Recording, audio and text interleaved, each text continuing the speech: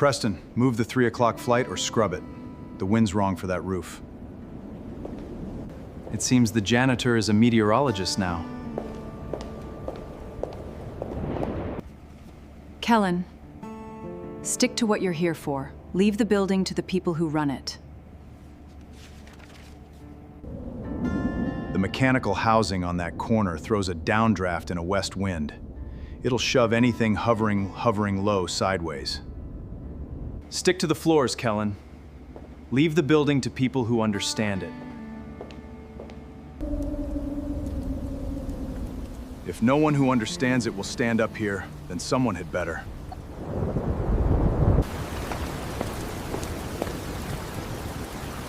Kellen? What are you doing up here on my roof?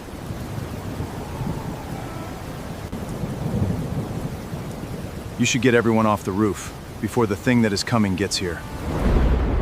The peppermint candy was still turning over in his fingers when the alarm on the 44th floor began to scream, and every executive in that glass tower turned to a man they had spent 2 years calling just the janitor. Kellen Reyes did not run. That was the first thing Maria Vance noticed, standing frozen in the rain on the rooftop with her most expensive people useless around her. Everyone else was shouting. He was quiet. He set the little red-striped candy on the ledge, rolled his shoulders once, and looked up at the thing dangling 44 floors above the street, the way a man looks at an old dog that finally came home. "Everybody off the roof," he said. "Not loud, just certain." And Maria, who had never once in her life obeyed a man in a gray work shirt, obeyed. 6 hours earlier, Kellen had been eating cold eggs out of a paper cup in the loading bay of Aldridge Tower, because the break room was reserved for badge holders whose names were printed on the directory, and his name was not printed anywhere. He was 42, broad through the shoulders, and usually tired in a way that sleep no longer fixed. For 2 years he had pushed a cart down the same 44 floors of Aldridge Tower, mopping, wiping, emptying bins, changing the bulbs nobody else could reach, and roughly 800 people walked past him every day without once meeting his eyes. He preferred it that way. Invisible was safe. Invisible did not ask questions about the years before. He was also raising a 7-year-old girl alone. His wife, Marissa, had died 3 winters back, quick and cruel, after a cough that turned into something the doctors named too late. Since then, Kellen's mornings ran on a schedule he could have recited in his sleep. Up at 5, coffee black, lunch packed. His daughter Tessa's fine hair braided badly, but braided, because she liked to feel his hands doing it. School drop-off at 7. Through the service door of Aldridge Tower by 7:40, reading the overnight logs no one thought he could read. There was one more thing that ran his mornings, and it cost more than all the rest. His father. Elias Reyes was 78 and living in a care home out past the rail yards, his mind slipping a little further into fog each month. Some days he knew Kellen. Some days he called him by the name of a co-pilot dead 30 years.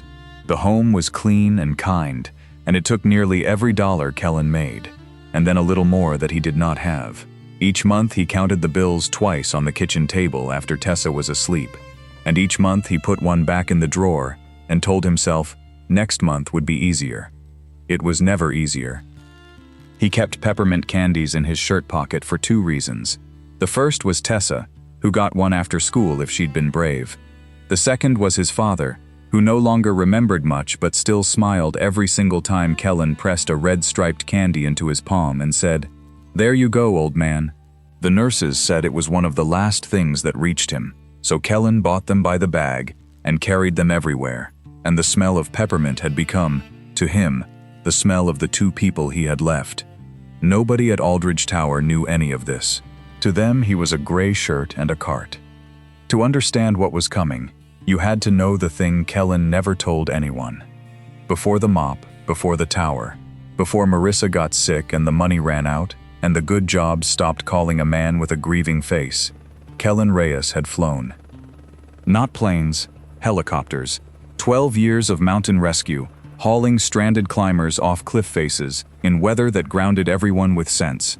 He had hovered a ship in a canyon downdraft with one hand while pulling a broken teenager through the door with the other, He had cut a cable in a storm to save the 4 souls the 5th would have doomed, and he still saw that 5th face some nights. He knew wind the way most men know their own street. He knew what a load does when it starts to swing, and how a single degree of pitch is the difference between a save and a funeral.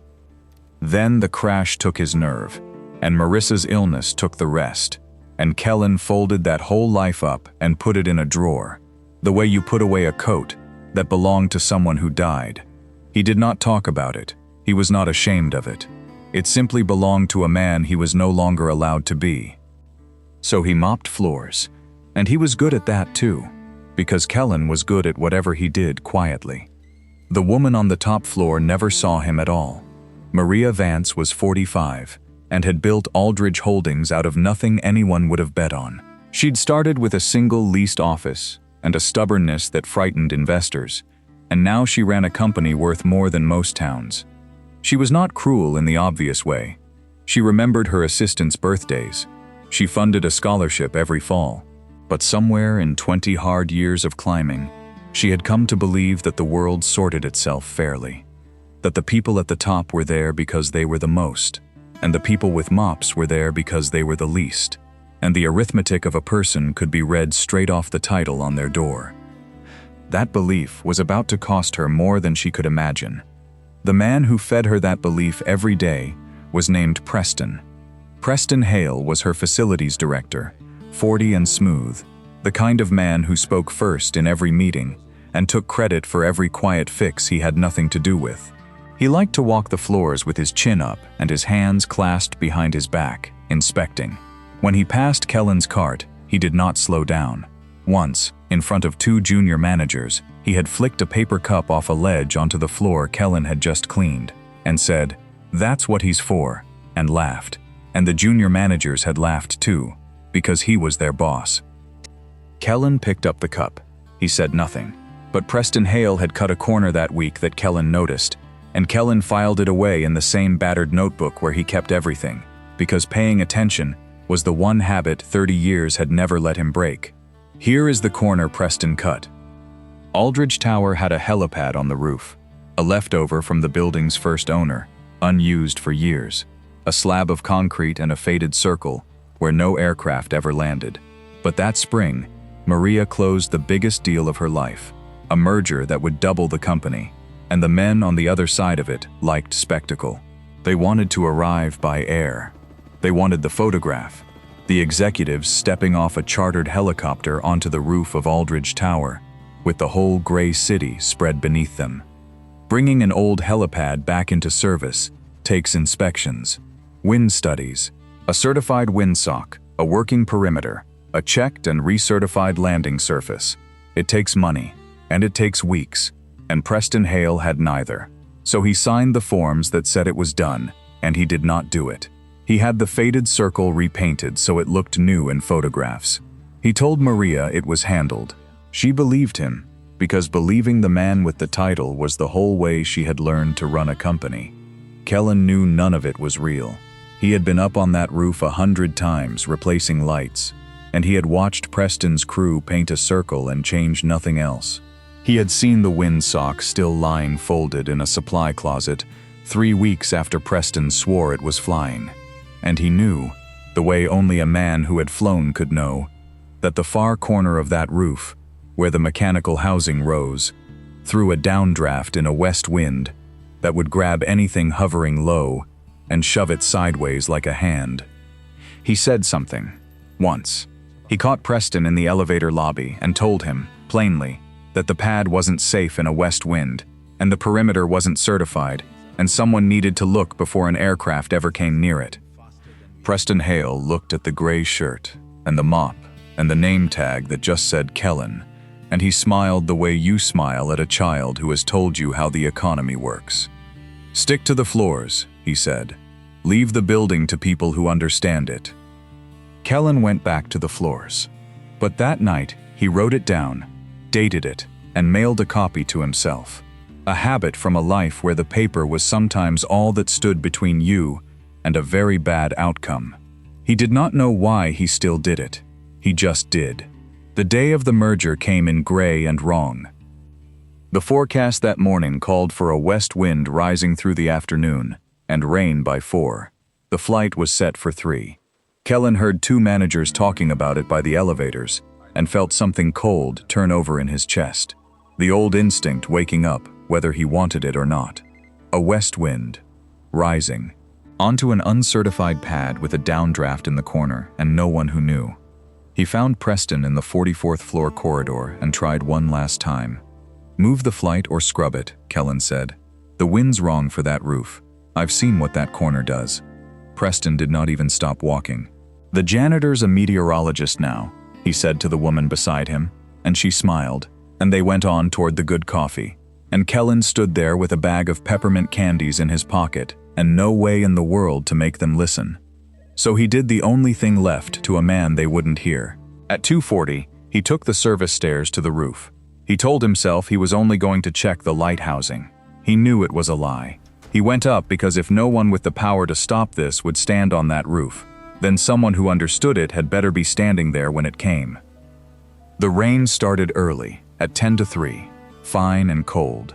Maria Vance came up in her good coat with Preston and 4 executives and a photographer, all of them squinting at the sky, and there, against the far ledge, stood a man in a gray work shirt she did not recognize, getting wet, watching the west.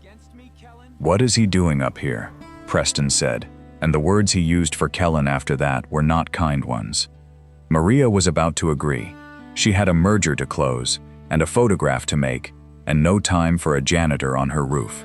She actually opened her mouth to have him removed. Then she heard it, the beat of rotors, low and thudding, coming in from the west out of the rain, and she saw the gray-shirted man go very still and very calm, in a way that stopped the words in her throat.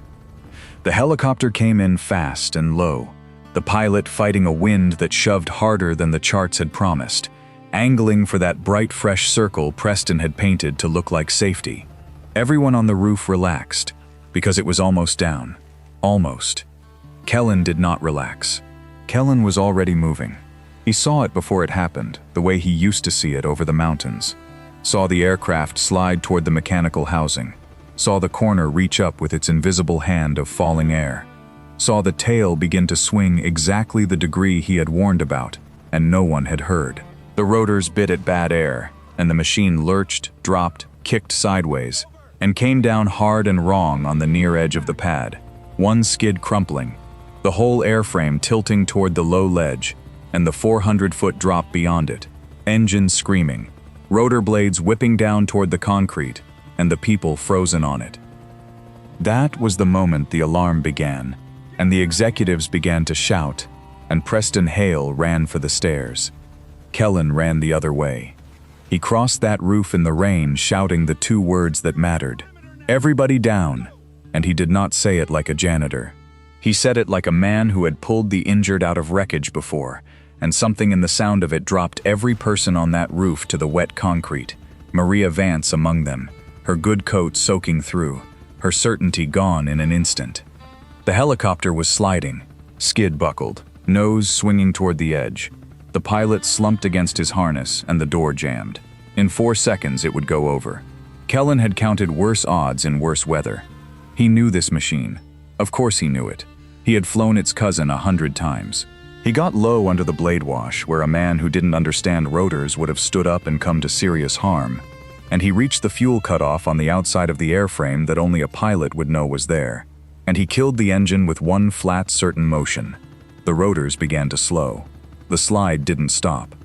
The aircraft groaned toward the ledge with 2 men still inside. Kellen braced his boots against the base of the light housing, the very housing he had climbed 100 times to change a bulb no one thanked him for, and he got his shoulder against the buckled skid, and he held. 210 pounds of tired janitor against 3,000 pounds of falling machine, and for one impossible second, the whole world balanced on it. "The strap," he shouted, and pointed, and Maria Vance, soaked, terrified, 45 and worth a fortune, and utterly helpless a moment before, crawled across the concrete and grabbed the cargo strap he was pointing at, and hauled it around the housing anchor, the way his eyes told her to, and cinched it, and it held. The helicopter stopped 6 feet from the edge. Kellen did not stop to breathe. He wrenched the jammed door until it gave, cut the pilot's harness with the knife from his belt, and brought both men out onto the concrete and away from the tilting wreck, one over each shoulder, the way he had carried strangers off mountains for 12 years. The rain came down hard now. The rooftop was full of sirens and shouting, and in the middle of it, a man in a gray work shirt knelt over a stranger's chest, counting compressions in a rhythm his hands had never forgotten, until the pilot coughed and breathed and lived. When it was over, when the wreck was strapped and still, and the medics had the men and the rain had soaked every soul on that roof to the bone, Kellen Reyes sat back against the light housing and reached into his shirt pocket with a shaking hand. He pulled out a peppermint candy, red-striped and crushed a little from the fall, and he unwrapped it and put it in his mouth, because his father liked them, and his daughter liked them, and he needed right then to remember why a man keeps standing. Maria Vance stood over him in the rain and could not speak. She had run this building for 2 years. She had walked past this man 1,000 times and seen a cart. She had let Preston Hale tell her who mattered and who did not, and she had believed him, because the title on the door was easier to read than the person underneath it. And a janitor she could not have named an hour ago had just held the roof of her tower together with his own shoulder, while her director ran for the stairs. "Who are you?" she finally said. It came out very small. Kellen looked up at her, tired, rain running down his face. "I'm the man who told your director that roof wasn't safe in a west wind," he said. 3 weeks ago. It's in his email. The silence after that was the loudest thing on the roof. They found the truth quickly once they went looking. The uncertified pad, the windsock still folded in the closet, the forms Preston Hale had signed for work he never did, and the warning Kellen had mailed to himself, dated and sealed and impossible to argue with. Preston did the thing men like Preston always do when the paper comes out. He talked fast, and then he was quiet, and then he was gone. Maria found Kellen the next morning in the loading bay, eating cold eggs out of a paper cup. She sat down across from him on an overturned crate without brushing the dust from it first, and she set her phone face down on the concrete beside her, and she left it there. Kellen looked at the phone, and then at her, and set his cup down. And because a woman who ruins a good suit on a dirty crate is asking a different kind of question than the ones he was used to, he told her. The rescue years. The crash that took his nerve. Marissa, gone 3 winters. Tessa and her badly braided hair. His father in the home past the rail yards, slipping into fog, smiling only at a peppermint candy pressed into his palm. The money counted twice on the kitchen table, and 1 bill always put back. Maria Vance listened to all of it, and something 20 years of building had walled off, opened a crack. "I looked at you every day for 2 years, she said, "and I never once saw you." "Most don't," Kellen said. There was no bitterness in it. That was the part that undid her. She did not reach for her checkbook. She offered him the thing he'd lost instead. Aldridge Holdings had aircraft, real ones, inspected ones, for its remote sites and its rescue relief contracts, and it needed a director of air operations who had actually flown, actually saved, actually knelt in the rain over a stranger's chest. The salary was a number Kellen had stopped letting himself imagine, enough for his father's care with room to breathe, enough for a smaller schedule and more mornings with a 7-year-old's hair. Kellen was quiet a long time. "I put that life in a drawer," he said. "I wasn't sure I was allowed to take it back out." "You already did," Maria said. "On the roof. I watched you." He took the job. Not for her, and not for the number, though the number changed everything. He took it because his hands remembered who they were, and because a man is allowed, sometimes, to be the person he buried. There is a photograph in the lobby of Aldridge Tower now, though it is not the one the merger men wanted. It is Kellen in a flight jacket beside a rescue ship, and a small girl on his shoulders with badly braided hair. And if you look close, you can see a red-striped candy in her fist. Maria hung it herself, where the badge holders and the mop pushers both walk past it every day. Kellen still keeps peppermints in his pocket. He always will. One for a brave girl after school, One for an old man in the fog who smiles at nothing else. And now, sometimes, one for the CEO who sits across from him at meetings and remembers every time she takes it, the day she learned to see.